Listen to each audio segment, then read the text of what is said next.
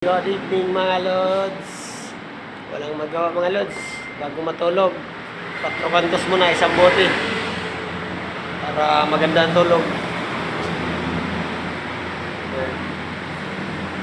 Tatlo lang kami kasi wala dito yung isa. Nandun sa Amaron yata. At ML. Si Jose. Tatlo lang kami dito. 4 lang kami natutulog kasi wala dito yung isa pa. Instead. Ayan. Ayan. Customer sa restaurant. Kumain. Yung dalawang motor na to. Sa loob. Pro ng restaurant. Dito yun. Kasi sarado na kami.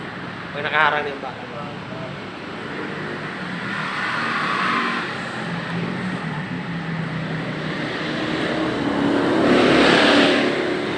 Lang mga lods, bye bye.